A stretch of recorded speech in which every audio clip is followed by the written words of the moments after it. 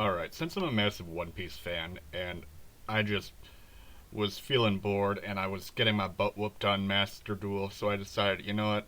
Since I'm feeling like making a video today anyway, might as well do a tier list of all of the One Piece arcs. Now then, this appears to only have the manga arcs, so, we're not seeing any G8 or any of that kind of stuff inside of it, so I guess going from that perspective, like, if you're anime only, you might disagree. You're just like, oh man, this arc was terrible because the animation's outdated. Compare that to the modern stuff. Like, you didn't see, like, Lucci versus Luffy back inside, like, level animation back inside of Orange Town or Syrup Village. So, like, clearly this is from the perspective of, like, just the manga.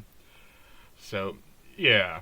Like, I did have to, like, rename some of these tier lists because whoever made this just had a weird scaling for it. So, yeah. Alright, Romance Dawn. So this is going to be like the very beginning of One Piece. This is going to be like when Shanks loses his arm and, like, he picks up Zoro, and that's going to have, like, Axe Hand Morgan. And this is doing sagas because, like, all of this I'd consider to be like the East Blue Saga, but these are just the arcs. The difference between an arc and a saga is that a saga takes up many arcs. So, yeah. So, I guess, like, for the very beginning, like, I don't know. I'll say that, like, it's actually pretty bad at the beginning. Like, Alvida and, like, Kobe, like, that's a whole nothing sandwich, and then you got Axe Hand Morgan. It's not the best, but it's not the worst. So, like, I'd say, like, if you're doing this from the anime perspective, yeah, this is not a very good beginning. Orange Town, I'll say it's okay just because it introduces both Buggy the Clown and Nami. It's, like, pretty, like, par for the course, like, standard for early One Piece. Alright, Syrup Village. Introduction of Usopp, and then, like, the villain inside of it was supposed to be this guy who I constantly joked about when I was doing, like, the East Blue Saga in a nutshell. Where it's just like, oh my god, Captain Kuro of 10,000 Plans! Like, it's crazy that Axe Hand Morgan defeated him. This guy was a big shot pirate from the East Blue. The most, like, when I think it was like 3 million was considered to be a high bounty for the East Blue. So, like, him having, like, I think it was like either a 16 or 18 million berry bounty. I know that it was higher than Buggy's.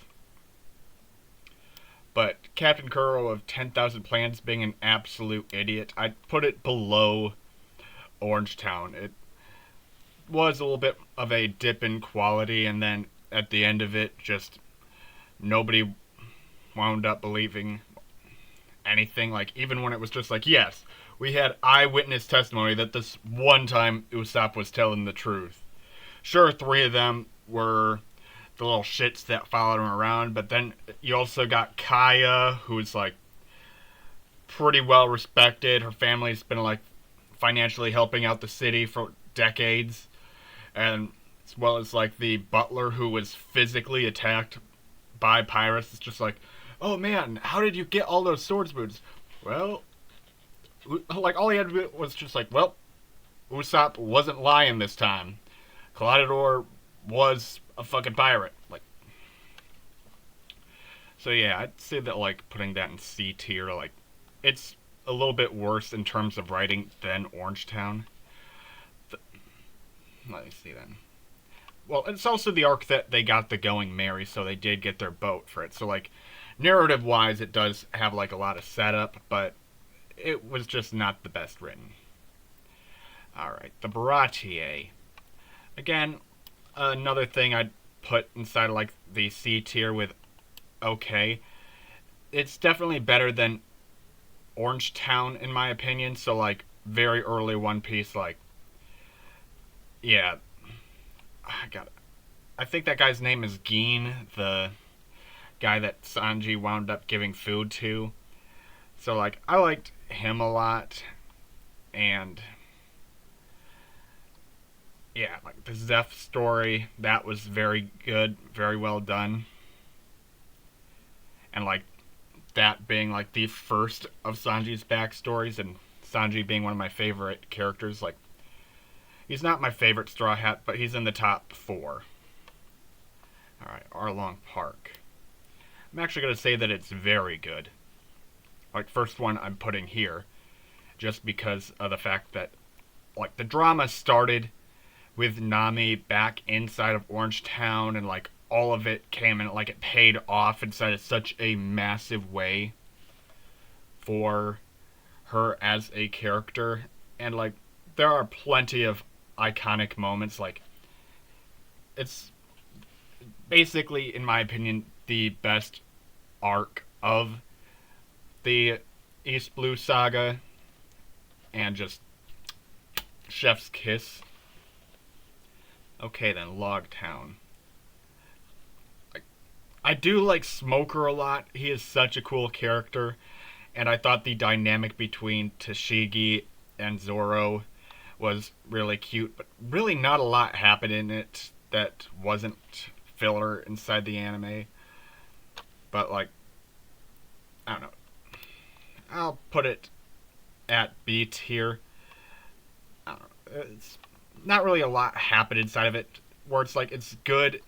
It accomplished what it needed to accomplish. It set up this guy that was, like, for a very early part of the series, just like Luffy's marine rival in a way. Alright, Reverse Mountain. I'm either going to put this like either bottom of okay or top of bad. Like,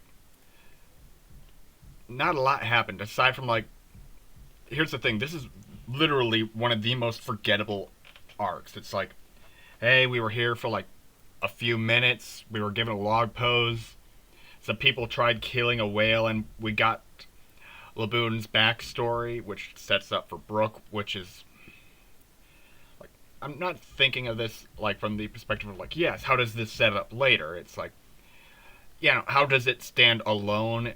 And stand alone, I'd say probably top of bad is a good place to put it.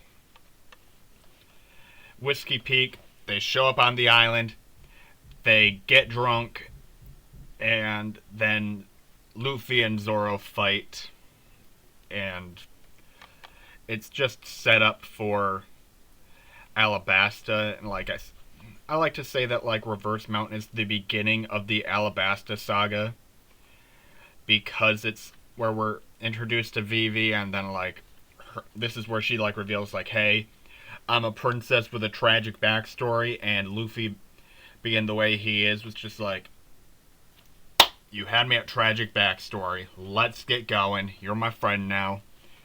Like, so, I'll put it at top of okay. It did introduce us to Nico Robin in a cowboy hat, so, you know, chef's kiss there. Little Garden, this was so fun, just like the childlike innocence that Luffy had, where it's just like, oh man, like, there are dinosaurs here, I want to play with them. And, like, Dorian Bragi, sure, Mr. 3 was not the best villain, but everything about it was just so fun, so entertaining. And, like, Usopp going from, like, okay then, yep, we're gonna die, like, him basically being a coward, to, in the span of a day, gaining so much respect for the giants and giant culture that, like, I'd have to say that it is probably, like, so far top of good. Alright, Drum Island. This is one of my least favorite arcs, because of the fact that it's like, oh hey, why are we stopping here? Just because we need a doctor. And it's like, oh yeah, all of this is because like doctors are just illegal here. So look, we got this reindeer, we got this old grandma, and like it was just something where it's just like, yes, I think Oda wanted to introduce them to a doctor, but because of the fact that he wound up adding the warlord system, and then it's like, yes, we got to have you fight against this warlord, so he had to change his writing gearing towards that, and he's like, wait a minute, shit, I should give them their doctor early on inside the new, not the new world, the Grand Lines, so that they don't wind up dying sooner than I'd want any of them to. So it's like, okay then, yep, just shift the story from like what you're currently doing, like, okay then, we got our objective, we're at point A to point B. Ah, Nami's got a cold, we gotta take a detour. So, like, it's one of my least favorite arcs in One Piece because narratively that's how it's written, like, okay then, point A, point B, ah shit, let's go to point C and then point B. Like, but I can't, like, say that it's bad, like, in terms of how it's written. I'm drawing a blank on his name, like, but the doctor that wound up inspiring Chopper, like, I'd say that's top of okay. Like, I'm downgrading it so bad, but like that speech that doctor wound up giving was incredibly good. But yeah, not a lot I could say about it. Now then, Alabasta. I'm putting Alabasta as like the first thing inside my top 5. Like Drum Island setup, both Ace and Blackbeard, and then like us being introduced to Ace, who is one of my favorite characters, and then the entire thing was so well written, and it was the first like major arc inside of One Piece, and just the end of it with like him leaving with Nico Robin, him like not realizing that she was a stowaway, and like the comedy inside of this was also top tier. Had Smoker actually like showing off how he was supposed to be like Luffy's marine rival, and you don't really see this dynamic again till Marineford, and then again in Punk Hazard. Alrighty then. Jaya, not a lot happens. Luffy punches Bellamy in the face. They see it. They hear about Nolan the Liar,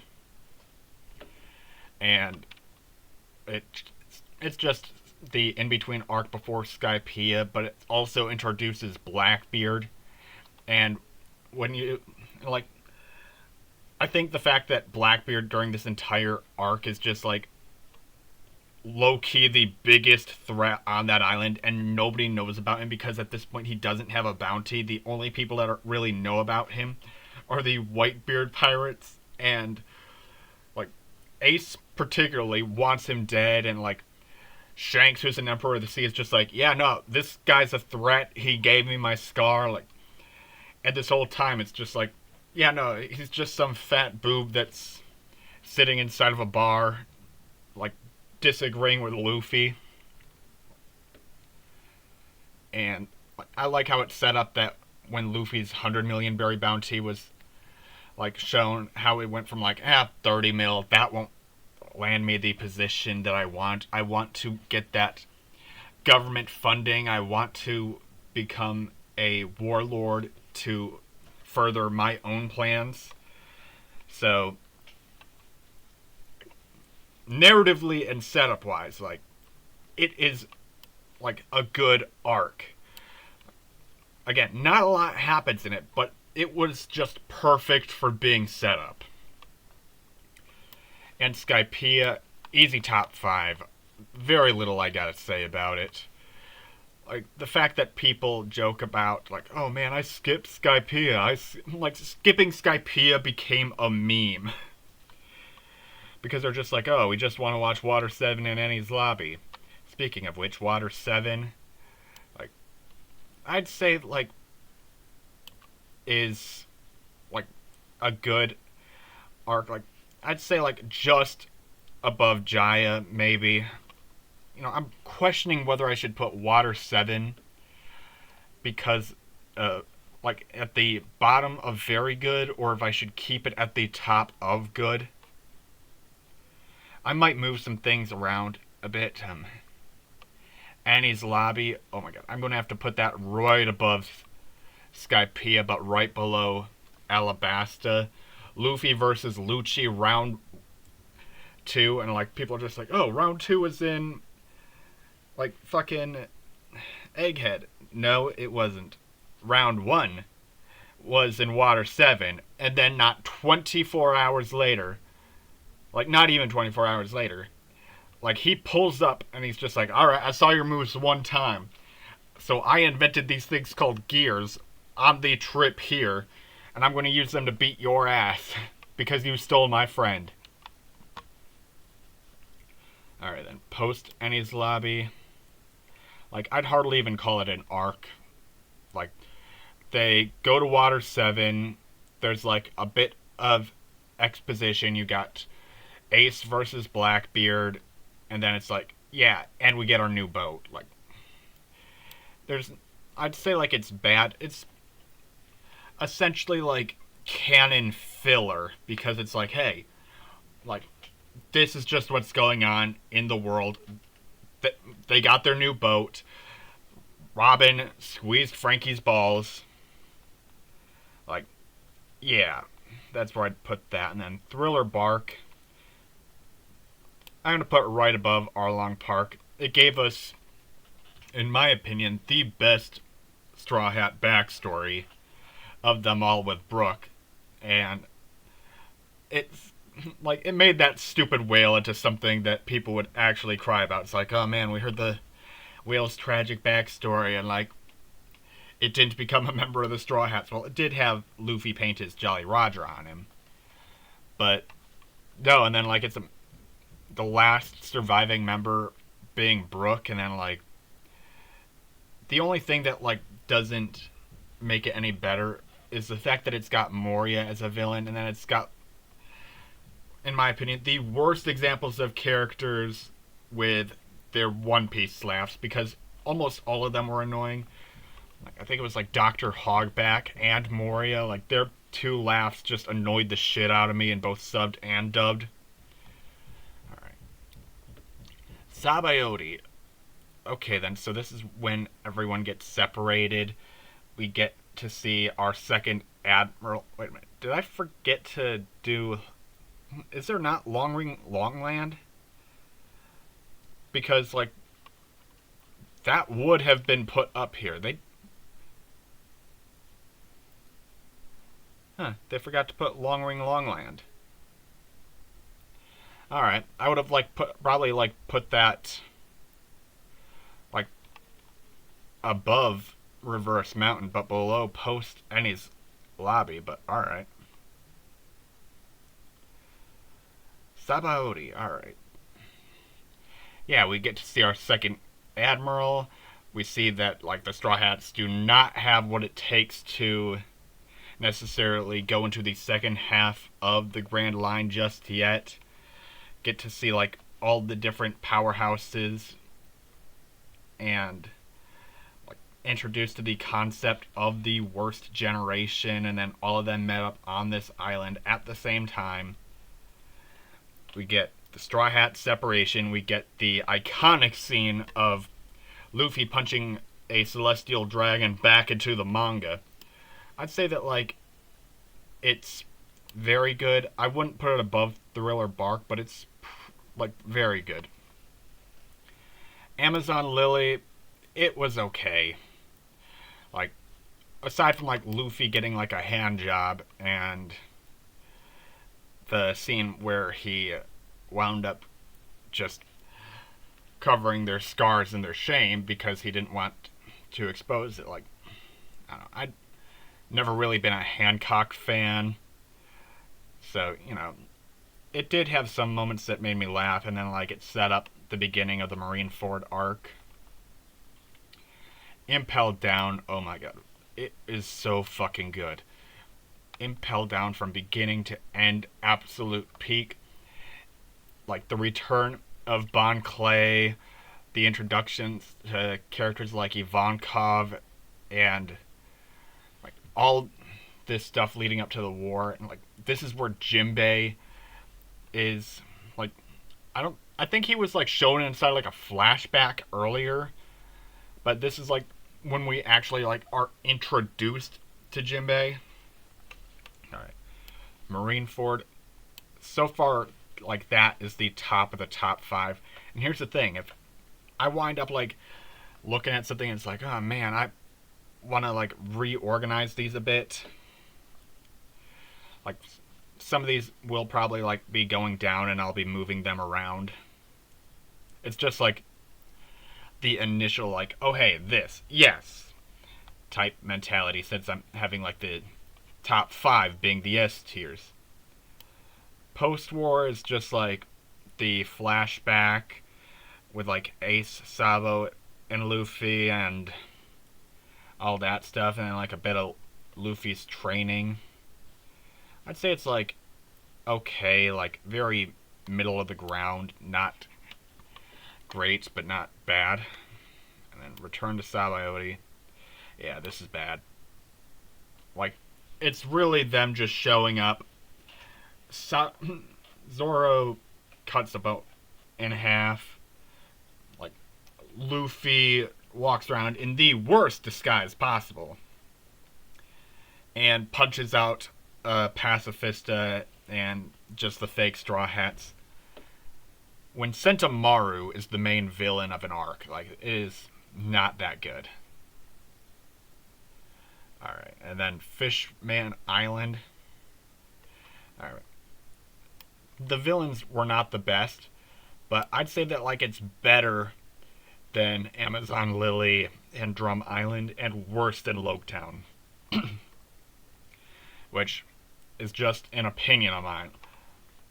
Like, and people are just like, oh man, it's the worst.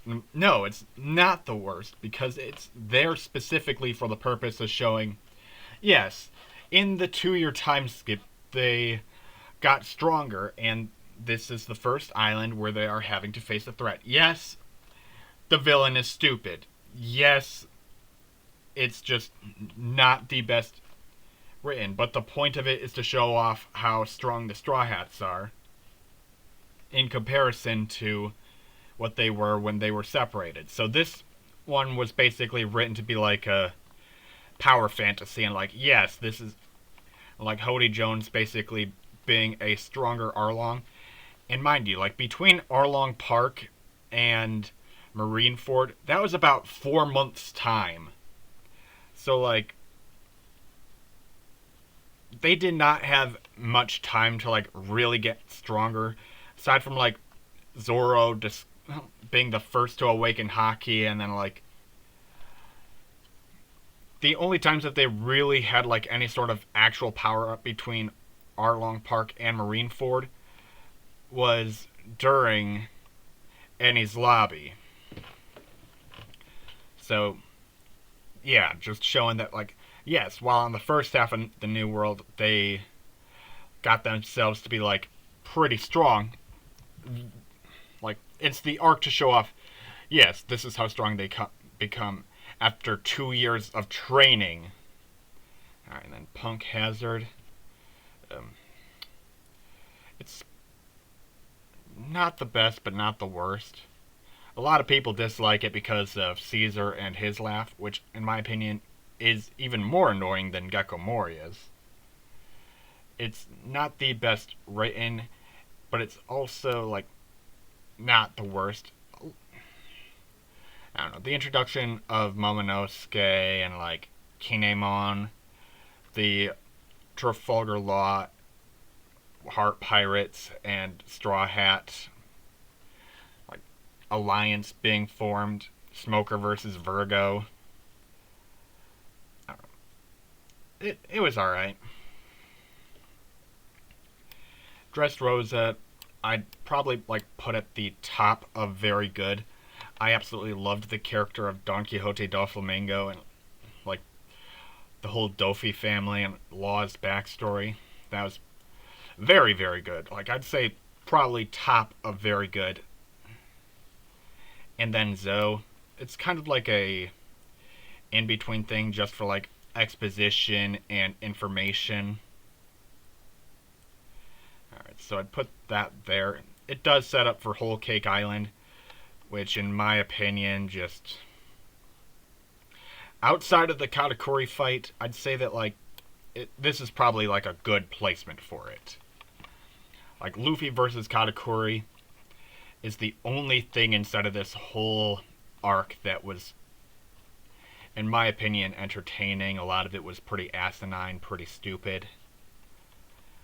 The Reverie, like, it's another exposition arc, just like, hey, this is what's going on outside of the world.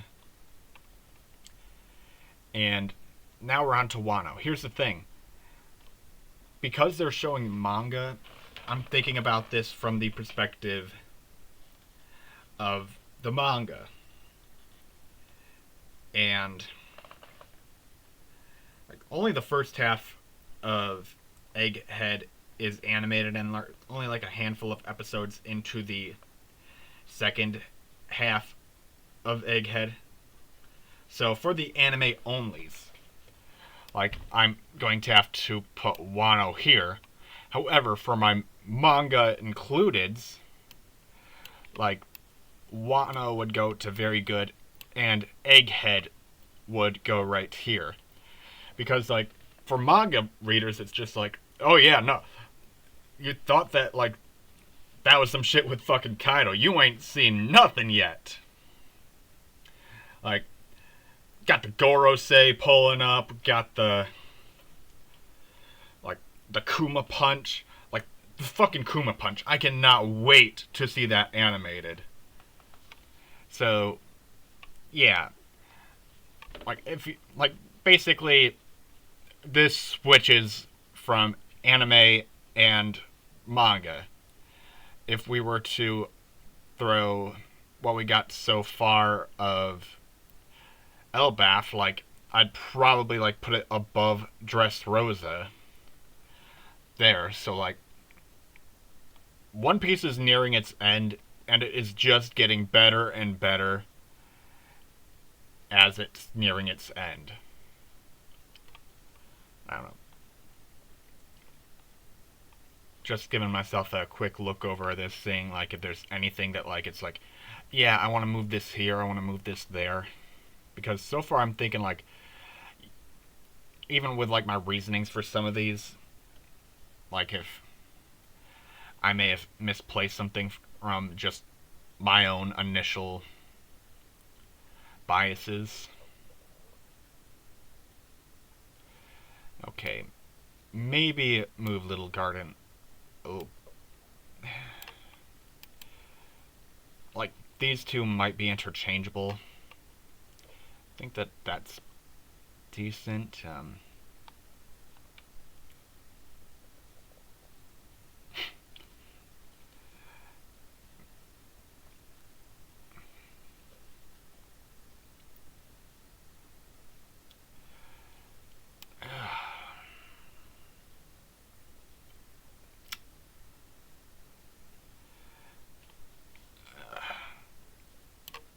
Alright. Okay then. Yeah, I think that this is fair because, like, I do, like, lump these two to be, like, literally... Wait, no, that's post Enies Lobby. Actually, you know, yeah. Just because, like, we got the Ace versus Blackbeard fight, I was about to say, like... Where is it? Oh, yes, post-war and return to Sabaody. I consider them to be, like, essentially the same thing, though, like, given that it's separating the two halves of it that I consider to be lumped together, like, I'd say that, like, the Straw Hat, how, like, the Kid Luffy backstory is a lot more entertaining than this part, even though I do lump them together. And since it's divided, yeah, that's how I'm doing things. You know what? I think that this is pretty fair.